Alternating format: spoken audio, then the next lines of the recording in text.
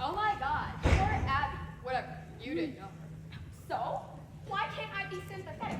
What is wrong with you? Moving on. Number 6. February 15th, 2002.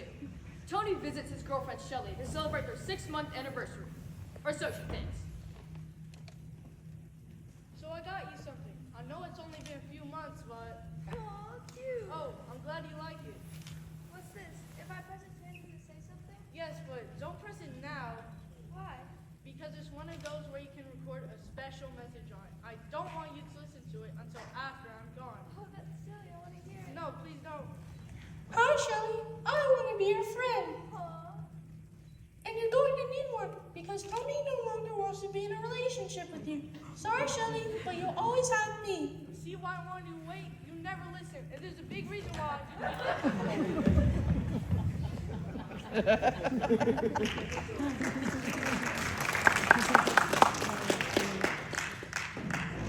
No comment? Nothing? No, you keep yelling at me. Great. Moving on. Number 5. June 27th, 1863. At the height of the Civil War. A soldier and his sweetheart recorded their letters one of the worst breakups in U.S. history. My dearest Elijah, it has been so long since your last letter. I've begun to fear the worst. 6 months is the longest stretch without word from you, and it's been almost unbearable.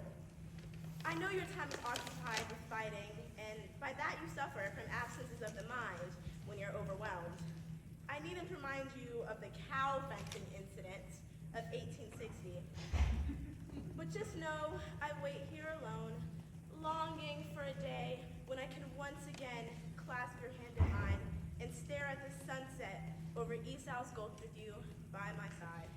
Your one true love, Jessica Elmira Smith. Dear Jessica, I'm so glad you have found it in your heart to forgive me for such a long absence in between letters. Let's not forget, the National Mail Service is a little sluggish due to the Civil War. But I digress. I know my long absence has taken its toll on you. And that is the only reason I can think of you for bringing up the cow fencing incident, which we both agree was not my fault. It is remarkable indeed that somehow I feel more smothered by you in Gettysburg than I did back in Harrisburg. Perhaps you should try to exercise a little more patience, as mine is wearing thin. Your loving beau, Elijah Hunt Rhodes. Elijah, I can't help but to detect a severe tone of resentment in your letters. Am I really smothering you, as you so bluntly transcribed in last correspondence? My heart aches at this thought. All I want to do is help you in your time of need. Just say the word and I'll be at your side. Your one true love, Jessica Elmira Smith. Dear Jessica, I cannot see your logic coming to the front lines of war when I have written in the most straightforward way I know how to say, I need more space. Coming to the front lines of war is not only dangerous and irresponsible, it is the exact opposite of what I requested. Please, Jessica, stay at the farm. That is truly and sincerely what I want. I promise we will discuss this once this horrible, devastating war is over. Elijah. This is worse than I thought. You didn't even sign your latest correspondence. Your loving beau. Clearly, you are traumatized and in need of my support and company.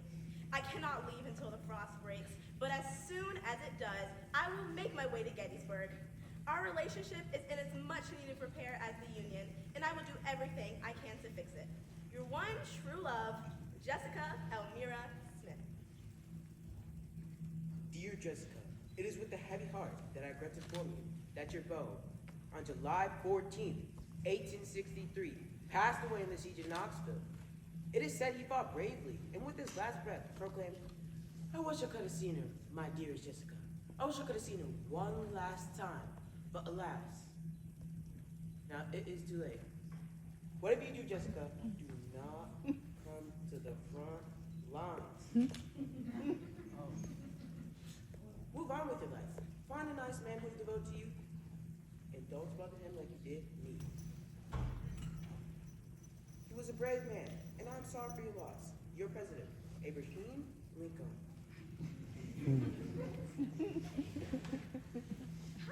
How stupid Elijah.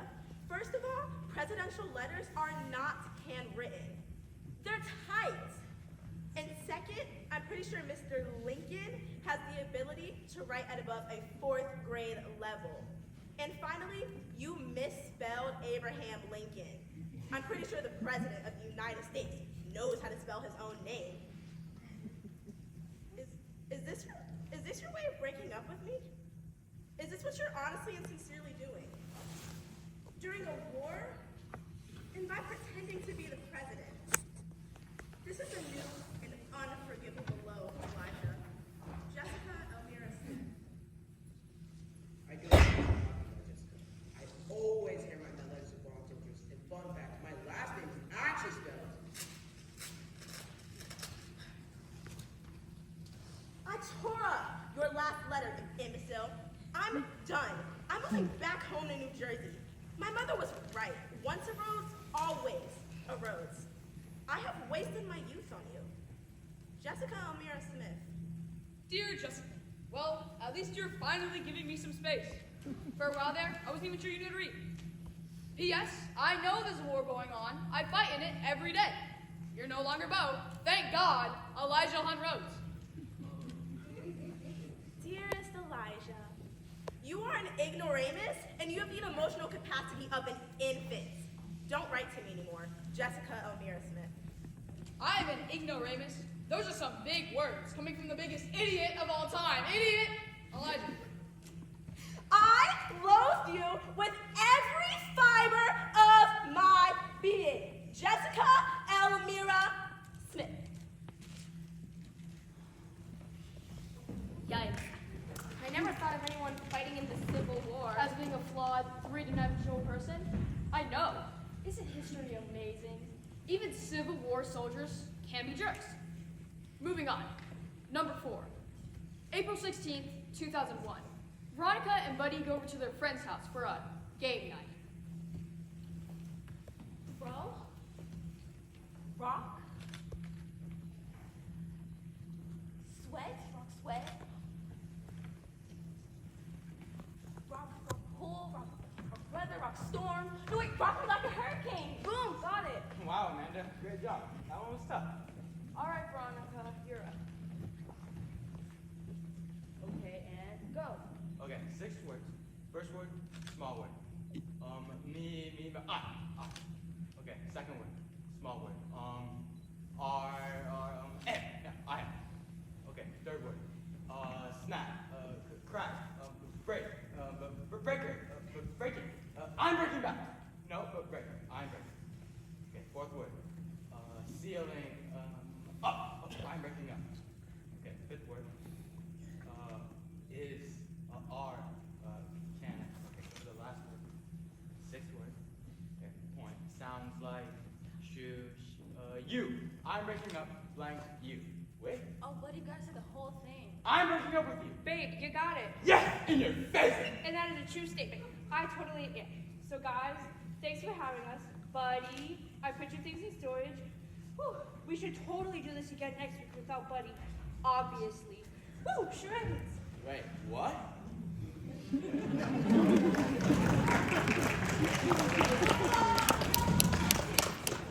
Wow. And I thought my game nights were bad. Yeah. You know, this actually made it on the 9 worst charade games of all time. But that's not my department. Moving on. Number 3. October 27th, 1929. The height of the Roaring Twenties.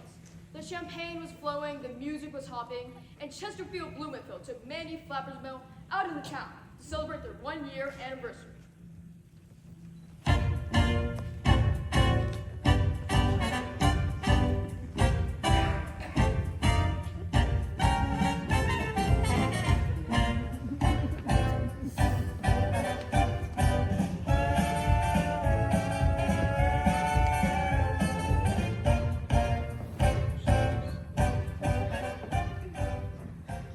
Chesterfield, I get the heebie-jeebies every time I hear that song.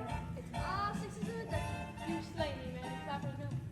In all my years doing the crossfit, I've never met a ball whooped away you. Cross my heart and hope to fly. Why, Chester? What's eating you all say? We're having such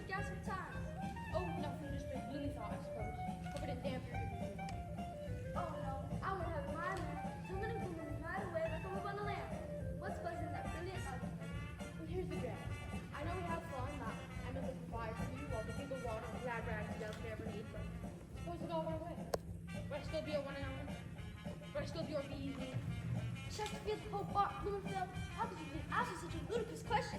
Applesauce, Charlie. Now Mandy is ready for vulgarity. They be anything less than bees knees to me is preposterous, uncalled for, and frankly, the stink of a rat. You're right. It was a real stinker of a thing to say. I'm sorry. Feel like real Luke and Joe I do. Hoot, everyone. News for the Spark Box. The Great White Stock Exchange has taken a real belly flop. 8 times in a row because the banks ain't taking your wooden nickels come sundown. Chester, isn't all your money in the stock exchange? I'm afraid so, Mandy. If what that gal said was true, I'm not worth it. Jake in a juice joint. Oh, shoot. But heck, doesn't mean the world needs to stop spinning. We've got each other and pockets full of sunbeams and horseshoes. Yeah, I did just say that. But, I mean, you're like broke. Like, broke? Haven't got 2 dimes to wish upon. Sorry, Charlie. Okay, well, this has been great and all, but I think we should spend some time apart. But Mandy, darling, you just said I was the bee's knees, even without all my money. And why are you talking with such a dumb door all of a sudden? Because no one talks like this all the time. You sound like stereotypes of F. Scott Fitzgerald novel. Okay? Do you even understand what you're saying? I'm as sure as a Cincinnati two-step. What is that? What's the Cincinnati two-step? And why is the bee's knees a good thing? Well, look, this has been exhausting. I was just trying to fit in. But if you don't even have money, what's the point? Sorry, Chesterfield, but I'm not the girl for you. Well, I think you're a spifflicated, hoot-tooted, blue-nosed. I guess you're right. I do overdo it. Man, I am in a lot of... Yeesh.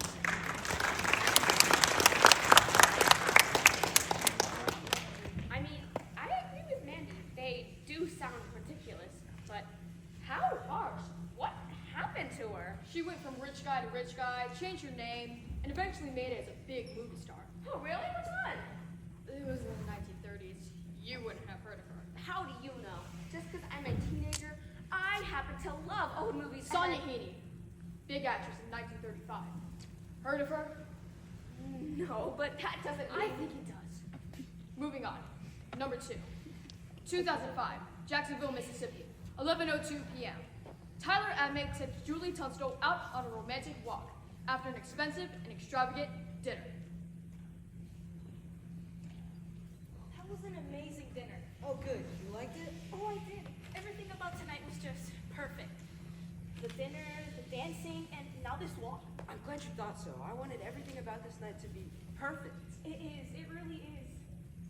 Tyler, what's wrong? You're shaking. Sorry, I'm just nervous, I guess. I thought this out over and over again in my head, and now it's actually here. What, Tyler? What? Julie, from the first moment I laid eyes on you, I knew that you were something special. You were just so beautiful, and I was so amazed that you'd even talk to me. Oh my God, Tyler. And over the years, we've gotten to know each other. Clearly, we've turned out to be very different people. I'm a morning person, you're a night owl. I prefer sports, you prefer the theater, and these past few months, we've been so busy, it's like we don't even talk. Okay, that's a weird setup. Sorry, what I'm trying to say is, Julie, I know I'm not the most decisive person in the world, but right now, I am beyond certain. Will you no longer be my girlfriend? Yes, sir. Wait, what? Oh, thank God you said yes. Let me go. What? Did you just break up with me? Yes, I did 1,000 times, yes! Shut up. What's wrong with you? What do you mean? The romantic dinner making us get all dressed up? I wanted us to go out on a high note. Why? Who cares? You're breaking up with me. Why did you get down on one knee? I wanted you to feel like you had power over me, even though I was the one breaking up with you. What? You really thought that? Yes, didn't you feel dominant? Didn't I feel small to you? No. I felt like you were proposing. Because that's what you do when you propose. Oh, right, I see how you could think that. And why did you give a speech? Who gives a long-winded speech before breaking up with someone? I give long-winded speeches before a lot of things. Just tonight, I spoke for 2 minutes before ordering an appetizer. That's true. I guess you do that. Anyways, Why are you giving me a ring? a parting gift, something to remember. You were gonna give me a diamond ring? It's a cubic zirconia. A diamond ring? No, I wouldn't want to give you a mixed message.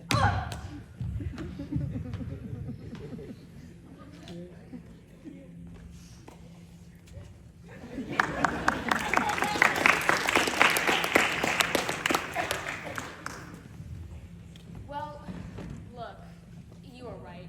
This has really put my breakup into perspective. I got off easy. We can just stop now.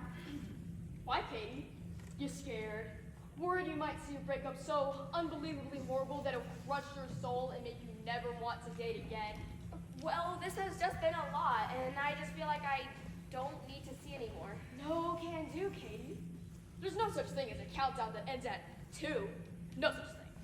It's not fair to the list. And frankly, it's not fair to me, to what I've been through. What do you mean what you've been through? You're the worst breakup of all time? It happened to you? December 1st, 2008. Eve, a young, wide-eyed 16-year-old, meets her boyfriend, Guy, after getting a vague text message. Hey, Eve. Thanks for meeting me at rehearsal today. No problem. How's it going? Are you going to be the best musical ever? Hopefully. The director said I'm nailing Summer Nights. You know how to Oh, I just can't wait to see it. I'm going to come on Friday. Is that okay? Oh, well, that's what I want to talk to you about. Okay. What's up? I don't want to make this worse than it has to be, so I'm just going to come out and say it. I want to break up. Sorry. Okay. Oh, well, can you tell me why? It's complicated. Well, still, this comes as such a shock.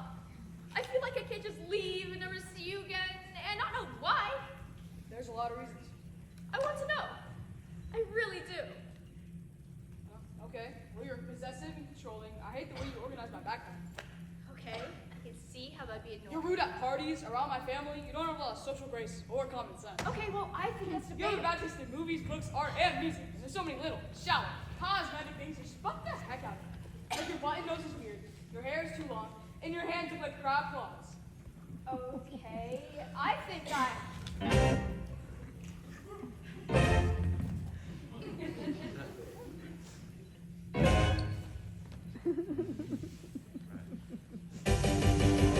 God, like a Christmas. You smell like... What's up? So sticky, so sticky. Don't like what you wearing on me. Why are you singing? So, you talk too loud. Too loud. Shoot you stupid. So stupid. So smart. Too smart. That's why. That's why I'm breaking up with you. What the... Why? Why the heck would you do this? Eve, you know how much I like musical theater. That doesn't explain anything. You're telling me you got the cast of Grease to sing and dance your breakup to me? How long did you rehearse that? Eve, musical theater isn't just a hobby of mine. It's my whole life. God, you really don't get me at all, do you? I knew I was doing the right thing. Come on, guys. Let's go. Wait, stop! Those are the things that anyone's ever said to me. You can't just leave, guy. You can't just sing and leave like that. You hear me? You can't just sing and leave. Wow, that was... What a weird jerk. That really happened to you?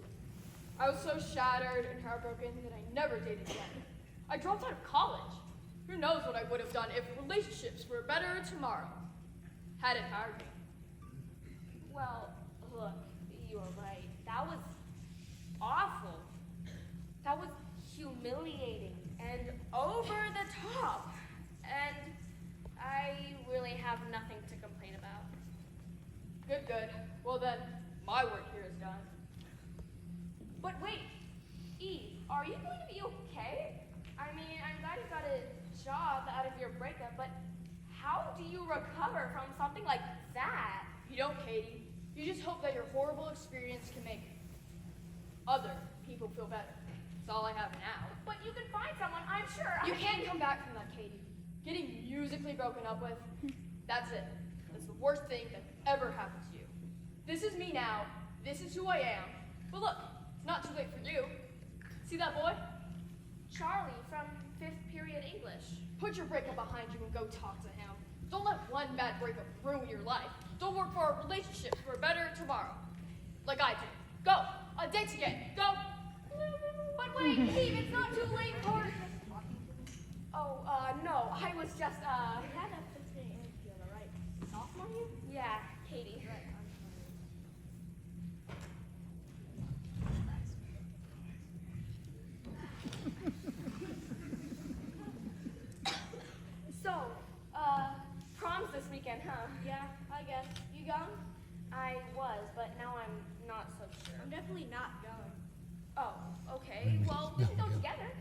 if you don't have a date and I don't have a date. I'm sorry, you're really sweet, but honestly, I have a 3-month relationship, and it was really messy.